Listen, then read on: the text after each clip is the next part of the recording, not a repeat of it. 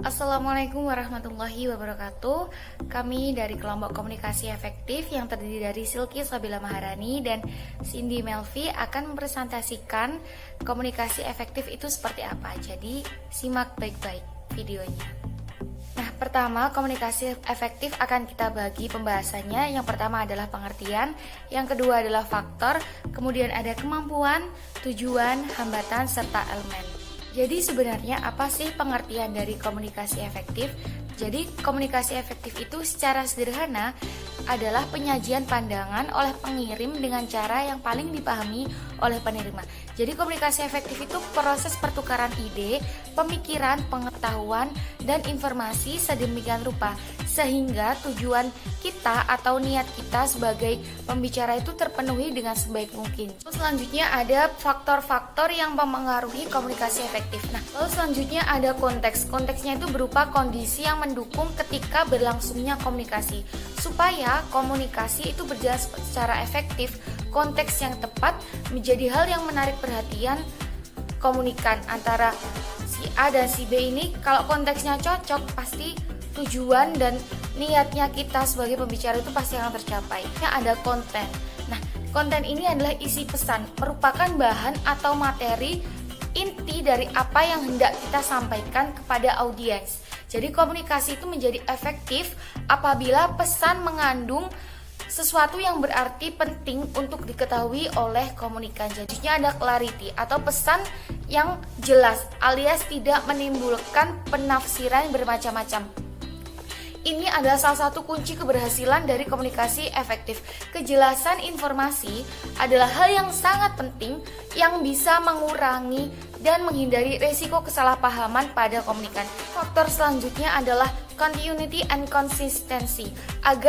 Kenapa kita membutuhkan continuity dan konsistensi? Karena komunikasi yang berhasil, maka pesan atau informasi yang disampaikan secara berkesinambungan dan kontinu. Jadi channel of distribution ini berbicara secara langsung kepada audiens.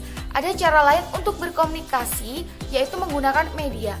Bentuk-bentuk media komunikasi yang biasa digunakan saat ini itu adalah media cetak ataupun elektronik. Lalu selanjutnya adalah capability of audience. Saat aku menyampaikan pesan kepada Anda semuanya dan pesan saya tersampaikan, lalu isi dari pesan ini dapat terlaksanakan. Nah, itu adalah salah satu keberhasilan. Nah, selanjutnya tadi kan yang pertama kita ngomongin pengertian, lalu ada faktor, selanjutnya yakni komunikasi efektif bagian elemen. Nah, hanya menyampaikan pesan saja itu nggak cukup karena harus memenuhi tujuan pengirim. Dengan mengingat hal ini, mari kita bahas elemen-elemen yang bisa membuat komunikasi menjadi lebih efektif. Yang pertama, ada pesan yang jelas. Yang kedua, ada pesan yang benar. Yang ketiga, ada pesan lengkap. Yang keempat, ada pesan tepat. Komunikasi efektif ini juga masih dibagi, teman-teman. Yang pertama, ada ketaatan. Seseorang itu harus memiliki keterampilan mengamati yang tajam untuk mendapatkan lebih banyak pengetahuan dan informasi. Yang kedua, ada kejelasan dan secara singkat. Pesan yang disusun itu harus dengan kata-kata yang sederhana dan harus jelas serta tepat untuk menciptakan dampak yang diinginkan oleh penerima. Lalu selanjutnya ada mendengarkan dan memahami. Keterampilan paling penting dalam diri seseorang itu dia harus menjadi pendengar yang baik, waspada dan sabar.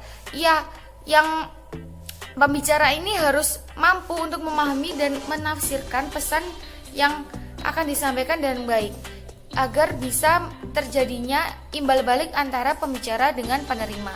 Lalu selanjutnya ada kecerdasan emosional. Seseorang itu harus sadar secara emosional dan mampu mempengaruhi orang lain dari dalam. Jadi bukan cuma fisik doang yang bisa mempengaruhi, tapi heart to heart itu harus tercapai kayak gitu. Komunikasi efektif ini juga masih dibagi, teman-teman. Yang pertama ada ketaatan. Seseorang itu harus memiliki keterampilan mengamati yang tajam untuk mendapatkan lebih banyak pengetahuan dan informasi. Yang kedua ada kejelasan dan secara singkat. Pesan yang disusun itu harus dengan kata-kata yang sederhana dan harus jelas serta tepat untuk menciptakan dampak yang diinginkan oleh penerima. Lalu selanjutnya ada mendengarkan dan memahami. keterampilan paling penting dalam diri seseorang itu dia harus menjadi pendengar yang baik, waspada dan sabar.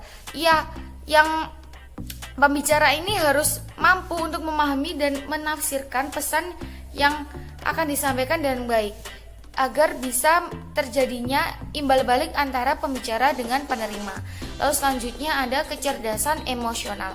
Seseorang itu harus sadar secara emosional dan mampu mempengaruhi orang lain dari dalam. Jadi bukan cuma fisik doang yang bisa mempengaruhi, tapi heart to heart itu harus tercapai kayak gitu. Selanjutnya ada percaya diri, respectful atau menghargai pembicara dan pendengar. Selanjutnya ada komunikasi nonverbal, ada pemilihan media yang tepat, lalu selanjutnya adalah memberikan umpan balik. Nah, pemilihan media yang tepat ini seperti apa? Pemilihan media yang tepat itu merupakan keterampilan. Jadi seorang pembicara itu harus memilih media yang sesuai dengan situasi. Jadi jangan audiensnya nggak cocok dengan online, tapi kita malah milih online, kan gitu nggak sinkron dan nggak cocok. Saya akan menjelaskan tentang hambatan dari komunikasi efektif yang melibatkan kata. Jadi kata-kata memainkan peran penting dalam proses komunikasi. Setiap gangguan atau cara pesan disajikan dapat menyebabkan miskomunikasi. Berikut adalah berbagai jenis hambatan komunikasi yang terkait dengan kata-kata. Yang pertama yaitu adalah penggunaan bahasa. Yang kedua yaitu ambiguitas dan penggunaan abstraksi yang berlebihan. Yang ketiga yaitu pesan tidak terorganisir. Yang keempat yaitu kelebihan informasi. Selanjutnya adalah hambatan komunikasi efektif pada orang-orang yang memiliki latar belakang yang berbeda, misalnya perbedaan budaya, tingkat pendidikan, jenis kelamin, dan lain sebagainya. Yang pertama yaitu perbedaan sikap, perbedaan demografis, kurangnya pengalaman atau perspektif umum, dan yang terakhir adalah langsung melompat kepada kesimpulan. Jadi beberapa orang kurang sabar dalam mendengarkan orang lain dan sering melompat ke kesimpulan di antara komunikasi sehingga mengabaikan motif pesan yang akan disampaikan. Selanjutnya adalah hambatan komunikasi efektif yang melibatkan fisik. Hambatan ini dapat dialami secara langsung tetapi menantang untuk diatasi. Ini termasuk jarak fisik, kebisingan, dan hambatan fisiologis. Yang terakhir, saya akan menjelaskan tentang tujuan dari komunikasi efektif. Dengan melakukan komunikasi efektif, setiap individu dapat memahami individu yang lain dengan kemampuan mendengar apa yang dibicarakan orang lain. Tujuannya agar pendapat kita bisa diterima oleh orang lain melalui pendekatan persuasif. Merupakan salah satu cara agar gagasan kita diterima oleh orang lain dengan nyaman tanpa paksaan apalagi kekerasan. Komunikasi efektif juga bertujuan untuk menggerakkan orang lain untuk melakukan sesuatu sesuai dengan apa yang diinginkannya. Melalui pendekatan persuasif, kita mampu membangun persamaan persepsi dengan orang lain atau teman bicara, kemudian menggerakkannya sesuai keinginan kita. Tujuan komunikasi efektif lainnya adalah komunikasi yang berhasil mencapai sasaran dengan respon yang sesuai dengan tujuan komunikasi individu tersebut. Melalui kemampuan yang dimiliki komunikator untuk mengungkapkan keinginan, ide, perasaan, pikiran, atau pendapat dengan persepsi yang sama. Terima kasih, itu tadi presentasi dari kelompok 5. Saya Cindy Melian Fitriani dan rekan saya Silvi Sabila Maharani mengucapkan wassalamualaikum warahmatullahi wabarakatuh.